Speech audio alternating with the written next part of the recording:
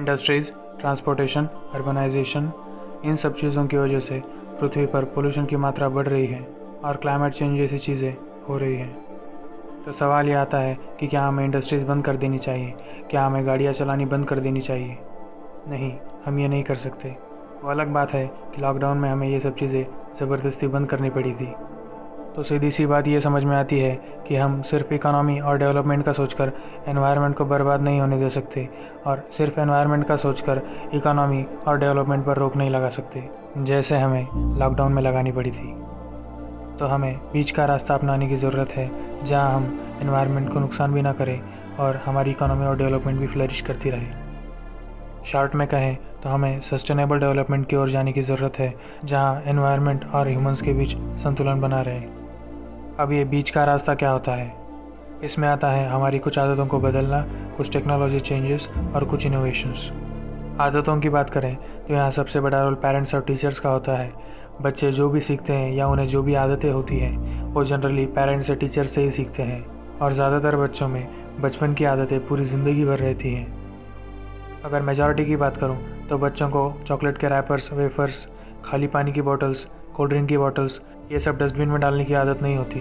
बच्चों को आदत नहीं होती क्योंकि पेरेंट्स को खुद कभी कचरा डस्टबिन में डालने की आदत नहीं होती। अब कुछ लोग कहते हैं कि डस्टबिन है कहाँ, क्योंकि काफ़ी सारी जगहों पर डस्टबिन्स नहीं होती। तो जहाँ डस्टबिन्स होती हैं वहाँ कौन सा लोग कचरा डस्टबिन में डालते हैं? मेन प्रॉब्लम हमारी आदतों में है। अगर हम सच में कचरा यहाँ वहाँ नहीं फैलाना चाहते तो हम कोई ना कोई रास्ता निकाल ही लेते हैं।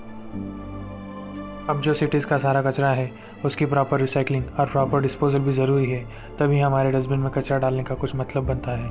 अब यहाँ म्यूनिसिपल कॉरपोरेशंस का रोल आता है कि वो अपना काम कितने अच्छे से करते हैं। कई सारी प्राइवेट कंपनीज़ और स्टार्टअप्स भी वेस्ट मैनेजमेंट और पोल्यूशन कंट्रोल में काफ़ी ज़्यादा अच्छा काम कर रही है। जैसे हमने बात की कि बच्चे कचरा डस्टबिन में नहीं डालते, बच्चे लाइट्स ऑफ नहीं करते, बच्चे खाना वेस्ट करते हैं, तो पेरेंट्स और टीचर्स का बच्चों को इन सब चीज़ों के बारे में बताना और उन्हें अच्छी आदतें लगाना बहुत ज़रूरी है।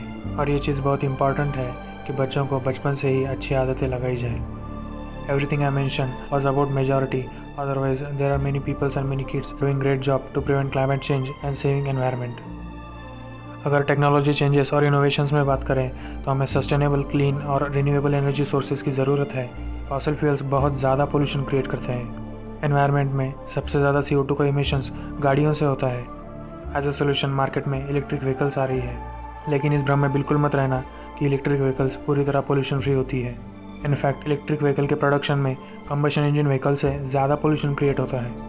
लेकिन इलेक्ट्रिक व्हीकल्स में एडवांटेज है कि इलेक्ट्रिक व्हीकल्स रास्तों पर चलते वक्त कंबशन इंजन व्हीकल से काफ़ी कम पोल्यूशन क्रिएट करती है। बढ़ते पोल्यूशन की वजह से इलेक्ट्रिसिटी के लिए हम सोलर एनर्जी और विंड एनर्जी जैसे क्लीन और रिन्यूएबल एनर्जी सोर्सेज पर अपनी निर्भरता बढ़ा रहे हैं। क्लाइमेट चेंज इतनी बड़ी प्रॉब्लम होने के बाद भी हम यहाँ पर एक रिमार्केबल चेंज लाने में असक्षम हैं। आधे से ज़्यादा लोगों को इस बात की बिल्कुल परवाह नहीं है कि क्लाइमेट चेंज क्या है और हमें इसे रोकने के लिए कुछ करना चाहिए। लोग दिन के 2 GB डेटा और 2 वक्त की रोटी में सेटिस्फाइड हैं। अब जिन लोगों को क्लाइमेट चेंज की परवाह है उसमें से ज़्यादातर कुछ करना चाहते तो हैं, लेकिन वो अपनी रिस्पॉन्सिबिलिटीज़ की वजह से कुछ खास कर नहीं पाते। और बहुत कम लोग हैं जो रिमार्केबल इम्पैक्ट क्रिएट करने लायक काम कर पाते हैं। तो अगर हम सच में कुछ बदलाव लाना चाहते हैं तो हमें इन रिमार्केबल इम्पैक्ट क्रिएट करने वालों की संख्या बढ़ानी होगी।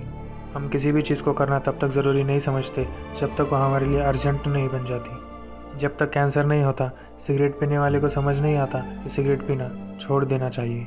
वैसे ही क्लाइमेट चेंज के परिणाम जब तक भयानक नहीं होते तब तक शायद हमें समझ नहीं आएगा कि क्लाइमेट चेंज को रोकने के लिए हमें कदम उठाने चाहिए, हमें अपनी आदतों को बदलना चाहिए।